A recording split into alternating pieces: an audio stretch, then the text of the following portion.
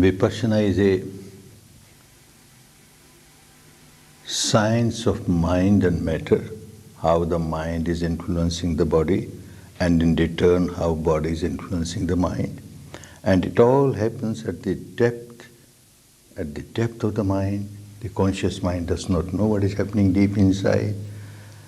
And one keeps on developing a habit pattern of reacting with craving whenever there is a pleasant sensation, reacting with aversion whenever there is unpleasant sensation. And constantly there are sensations throughout the body, pleasant, unpleasant, pleasant, unpleasant. The conscious mind may not react, but the deep unconscious is constantly reacting. It has become the slave of its own habit pattern of craving, aversion, craving, aversion. All other impurities of the mind, all other defilements of the mind are just product of these two, craving, aversion, craving, aversion. And whenever one generates craving or aversion, one loses the peace of the mind, the harmony of the mind, the balance of the mind. One becomes a miserable person. Without knowing that I am harming myself, one keeps on harming oneself. There are other techniques, we are not here to condemn them. Those techniques work at the surface level of the mind to calm the mind, perfectly all right, to purify the mind, perfectly all right, but just on the surface level or maybe slightly deeper. But this works, it starts working at the root level. The root level of the mind is constantly in contact with body sensations. Mind and matter are so interconnected, constantly, and there the habit pattern of craving aversion is going on. So you have to break that habit pattern, for which you have to go to the depth of the mind.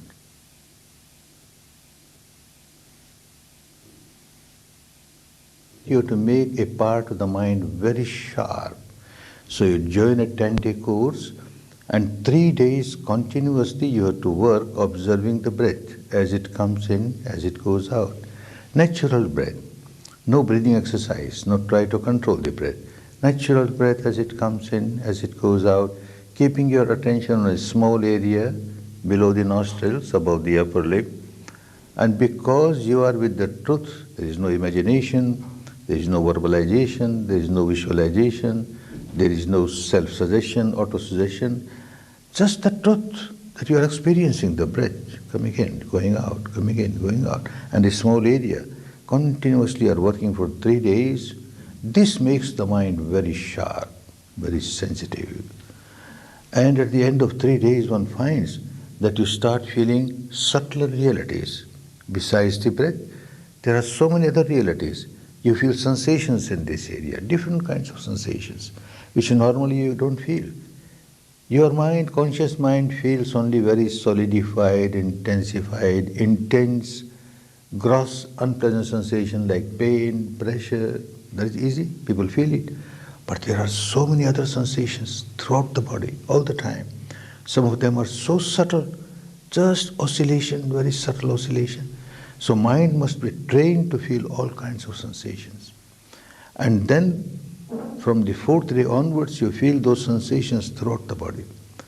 So you are developing your faculty to enable you to feel all types of sensations in the body. And another part of Vipassana is when you are aware of sensations, you change the habit pattern, don't react. Whether pleasant sensation, unpleasant sensation, just observe objectively. Whatever is happening, keep on understanding, this is not eternal. Whatever sensation arises, it does not stay forever. Very unpleasant sensation has arisen. Gross sensation. It arises, seems to stay for some time, but ultimately passes away. Sooner or later passes away. And when it turns into very subtle sensations, then it is mere vibration, arising, passing, with great rapidity. So the same characteristic makes no difference. When you understand that whatever is happening within the framework of the body is constantly changing, that means the entire physical structure, the entire mental structure constantly changing, something which is constantly changing, what is the sense to react with craving towards it or react with aversion towards it? You understand? with the wisdom of your experience. This is not just an intellectual understanding. Now you are experiencing it. So the habit pattern starts changing from the root level. To change the habit pattern at the surface level of the mind, very easy. There are many techniques. People work on that. It gives result. But then if the impurity is at the depth of the mind, accumulated, time and again, there is a volcanic eruption. It comes on the surface and you are again agitated. The whole equanimity on the surface of the mind is gone. So that is why Buddha taught us to go to the depth of the mind and work with the depth of the mind. So that habit pattern is changed at the root level. If the root is decayed, then the whole tree will be decayed. If the root is healthy, then the whole tree will be healthy. So work at the root level. And he gave this wonderful technique. At the root level, mind is constantly in contact with body and body sensations. If you are aware of that and you are not reacting, your mind is becoming healthier and healthier, more and more wholesome. You live a better life.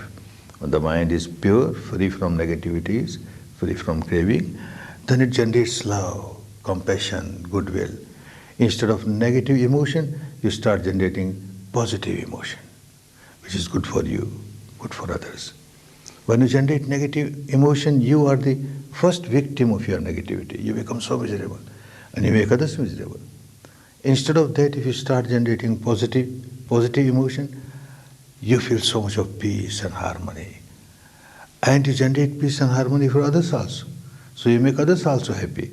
You are happy, others are happy. So this is a way of life, a good way of life, healthy way of life.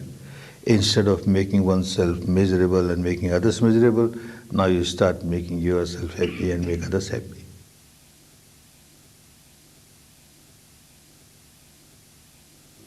This is acceptable by everyone because it is not connected with any religion. There is no dogma, no blind belief, no cult, science of mind and matter. And you accept only when you experience something. Don't accept because the teacher says so or because the Buddha said so, nothing doing. You experience, you find it is good for you, then only accept it. And not only accept, then you live that life. Live a happy life. Blind faith is not involved and it is so non-sectarian. Anybody can practice. You observe your breath. Now what label you give to the breath? It is not Hindu breath or Buddhist breath or Christian breath or anything. And then later on you start observing the sensations along with the contents of the mind. Say anger arises and there is unpleasant sensation. You can't give label to the anger, Hindu anger or Buddhist anger. Anger is anger. And the sensation that you get is so unpleasant. It is the same with everybody. And when that impurity goes away and you feel so much of peace, harmony, again what label? Peace and harmony is the same for everybody. So non-sectarian and so scientific, no blind faith is involved. It's a pure mental exercise. As you do physical exercise to make the body healthy, to keep the body strong, this is a mental exercise to keep the mind healthy and to keep the mind strong. Good for everyone. That is why people of every religion, every tradition are participating in 10-day Vipassana courses. Today there is no religion in the world whose followers are not coming to 10-day Vipassana courses. When they come, they find it is our religion. Because every religion has the same teaching as the essence. The same teaching is there. Live a moral life. Have a disciplined mind. Have a pure mind full of love, compassion, goodwill, tolerance. This is the teaching of every religion. But how to practice it? There must be some way, some method, some technique. And here comes a technique which helps you. One becomes a good human being. One is a Christian, one remains Christian for the whole life. A Muslim for the whole life. A Hindu for the whole life. A Buddhist. Be a good human being. Unless you are a good human being, how can you be a good Christian or good Muslim or good Buddhist? So the main purpose of this technique is to make people good human beings. Peace within. When there is peace within, there will be peace outside. Then only there will be real peace in the world. If the individual is all the time agitated, all the time full of negativity, where is peace? After all, the society is made of individuals. And individuals are so very much unhappy and miserable. And we talk of world peace, world peace. What world peace? There can't be world peace. individuals. Of course, it may take time, but once it starts, people will start understanding that there is a way by which, practicing which, we can live a better life. And people start coming. This is what is happening.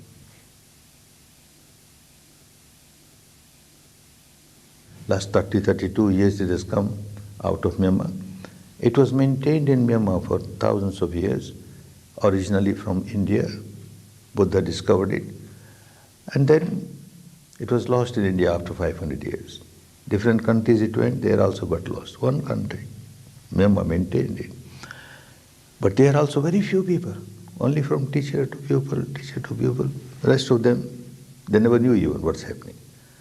Now it has come out of Myanmar, and we find how the world is accepting it. Everywhere people like it because it is result-oriented. Not that you will get something after death also you will get, but what you get now is more important, here and now, and you get the benefit here and now.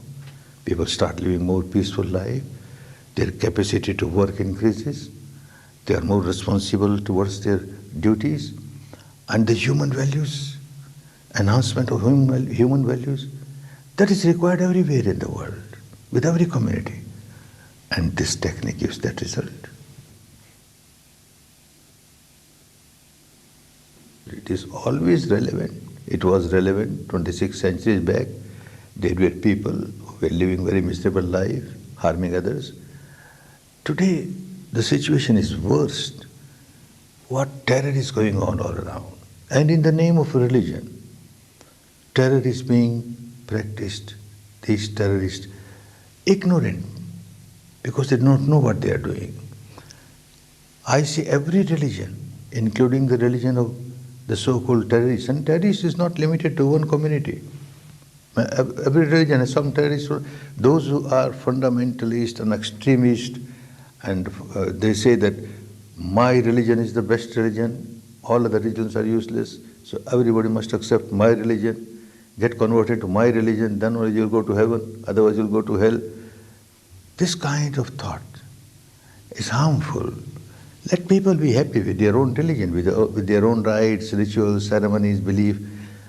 But the inner essence of every religion is the same. Live a moral life, have a disciplined mind, a pure mind, full of love, compassion, goodwill, tolerance. If that is given more and more importance, then the other things are the surface of the mind, surface of the religion, which differs from one religion to another religion. Let people be happy with their own beliefs and dogmas and rites and rituals, but don't forget the inner essence. So this Vipassana helps you to give importance to the inner essence. Live a moral life, have a controlled mind, have a pure mind, full of love, compassion, goodwill, acceptable by every religion. So now there is a division between one religion and the other. Actually, if the religion divides, it is no religion. When it unites, then only it is a religion. And the inner essence of the religion is always uniting. The outer shell keeps on dividing. So don't give much importance to the outer shell where we differ. Give importance to the inner essence where we agree, all agree. And that is why I feel Vipassana is the answer to today's problem.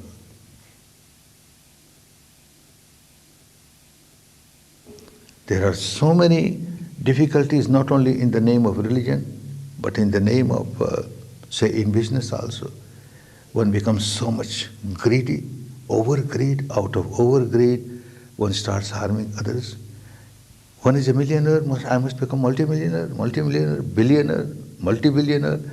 By hook or crook, money must come to me without understanding how I am harming others, the consumers, the shareholders.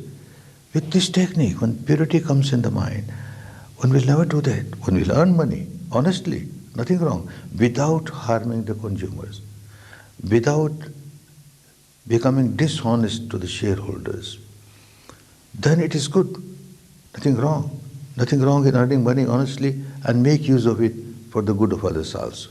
Make use of it for your maintenance, for the maintenance of your family, maintenance of all those who depend on you, and then also for the good of the society. Out of the money comes from the society. So a part of it should go to the society. with all the compassion, all the love. Otherwise, you give donation. A rich man, I give donation. A hospital, I make a school, I make a college. It must be known as Goenka School, Goenka Hospital, Goenka College. This madness should go. It is not to build your ego. It is compassion, love for others. The volition must be more and more people get benefit from what I earn. My earning is not only for me, it is also for others. Then the whole system gets purified. It is so helpful. And time will come, because there is so much misery in every field of the society. Politicians, they don't care what they are doing. For them, their position, their power, their chair is more important. To get that, they will do anything. And to keep that, they will do anything. But with this, they won't take any wrong action. They will always look that I am here in this position to serve my people, to serve my people. So the attachment to power will become less. Serving people will be more important. So in every field, Vipassana will be so helpful, and it is helpful, getting helpful. From the student age, we give courses to children in schools, courses to the students in the colleges, and wonderful results are coming. There is memory becomes strong, very sharp. Their ability to understand the subject becomes clearer. And character building, of course, from the childhood, they have got good character building. Similarly, courses are given in the prisons. Hard criminals, these terrorists, when they are in the prison, they take courses, 1 course, 2 course, 3 course, a big change. A change starts coming. The officers in the jail, they can't agree what happened, how it happened. There is no magic, no miracle. It is an exercise. By this exercise, they change themselves. So it is relevant everywhere, everywhere. It must spread.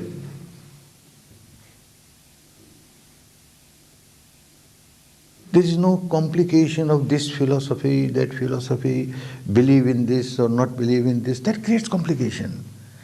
But simple, you do physical exercise, say you do yoga. It is so simple, but it helps you to keep your body healthy. Similarly, it is so simple, you observe your breath. Then you start observing your sensations. You observe what is happening in your mind and how the mind and body are interrelated, and see how you are reacting. Out of ignorance, you are reacting and harming yourself. Harming yourself. When you realize that, you stop reacting. You don't harm yourself. Nobody wants to harm oneself. It is simple. Only when people have not taken a course, then they keep on thinking, oh, this is not my religion, this is another religion taught by Buddha, so it must be Buddhism. I also had the same fear in my mind, because I was born and brought up in a very staunch, conservative Hindu family, and this is Buddhism. No, not for me, not for me. Ultimately, I decided, when I heard all this, I decided, all right, let me take a 10-day course. As a trial, let me see. After giving the trial, I found it is the same in our religion also. It is the same with every religion, but no practice is there, mere theory. And that theory also gets complicated with this philosophical belief, that philosophical belief. My God will help me. My God will help those who are followers. And this God will help those who are followers of that. And that God. What we have done of the poor God? What we are doing? We have degraded all these things and given so much importance to these things. Not necessary. Importance must be given to morality, which is good for everyone. Let people believe in this God or that God or this philosophy or that philosophy. Don't quarrel. Let them. Let people be happy with their own. But don't forget the essence. Essence of every religion is morality, humanity, that is given by this practice. And it is simple, certainly simple. 10 days people have to spare, which looks too much. Oh, 10 days, how can I give 10 days? But once you pass through it, you find these were the best days of my life.